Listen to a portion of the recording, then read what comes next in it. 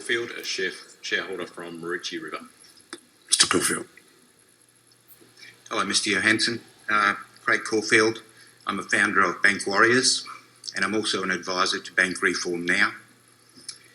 Between us, we have more than 14,000 members and followers.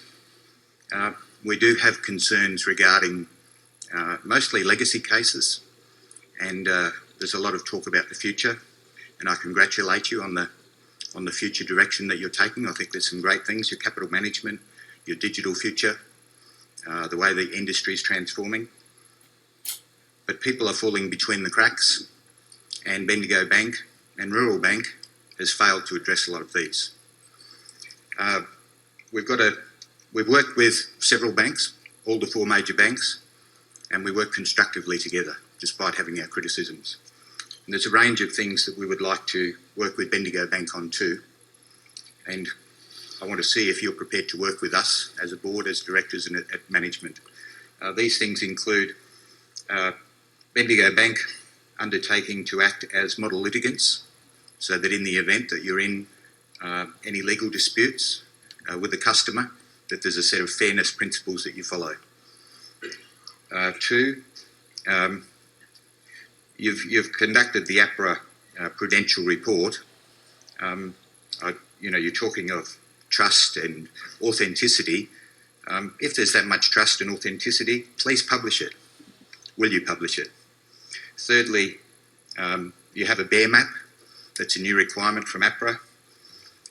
What we find as customers that are falling through the cracks is it's very hard to identify the person we should be dealing with. Some of us have dealt with, a dozen different case managers over the years. Will you publish your bear map?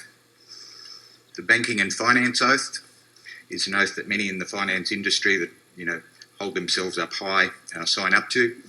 I looked for the number of employees, managers, etc. from Bendigo Bank, and I couldn't find many. Will you circulate the banking and finance oath to your members? It's not compulsory, but just to recommend, that we would make this undertaking to the banking and finance oath. I would have thought at a very high senior level, perhaps at those that are on the bear maps, that would be, you could consider making that compulsory. Political donations, can you add to your constitution that you'll ban making political donations? The auditors, there's a big debate around auditors at the moment. We would like to see a clear separation between the auditor and auditors performing other consulting taxation duties. And the Code of Banking Conduct, that's not the Bendigo Code, but the ABA Code, previously used to have a requirement to act honestly. That has been removed from the code. Marnie Baker, I noticed that you're a member of the council. Could you take to the ABA a requirement to put back into the code to act honestly? One final thing, I couldn't find references to customer advocate. I saw customer advocacy, but not the customer advocate inside your annual report.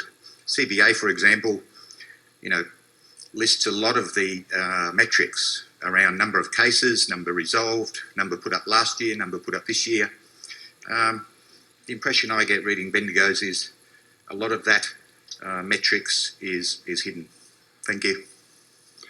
Thank you. That's quite a list. But in a way, they all go to this underlying issue of the things I was trying to talk about in my speech. I'm not going to go through the individual lists, but just to pick two. I mean, the whole point of the review of the internal governance processes, we thought was that you could have this full, frank, open discussion where people knew that to ensure that there was anonymity if people wanted to say things. So I think the public display that's gone on with some of the fairly sanitised reviews that have come out of that APRA review have been less useful than they would have been had they actually been hard-edged documents that were actually relied upon internally. I would say the National Banking Review was hard-edged. So I'm not going to go through all that list of things. They're all things that we think about. I have come down from Queensland, my wife and I. We've travelled a long way. You talk in the annual report about being very open, and you've said it. And now that I'm here, you're saying, no, there's certain things you're not going to address. That's not in... No, well, what I'm saying is I don't agree with the solutions that you've prescribed for us necessarily. So a number of them... So, for example, we don't make political donations. The bare map, I'm not sure where that's up to, or whether that's... Is that a public?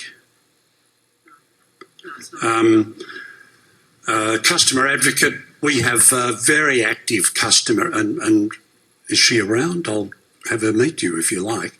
That'd be great. Because our customer advocacy process is, I think, a very effective one, and indeed in many of the areas, such as the elder abuse part of that area, we've actually been doing that for years, and others are trying to pick up on our experience. So these are all matters that we are dealing with as part of this general underlying issue of ensuring our continued role and trust in the community. So, could I simply ask you as a board then to consider those issues in more detail? Absolutely. Thank you. Jana. Thanks, Mr. Chairman. We've got Michael Sanderson, who's a proxy from Catamatai.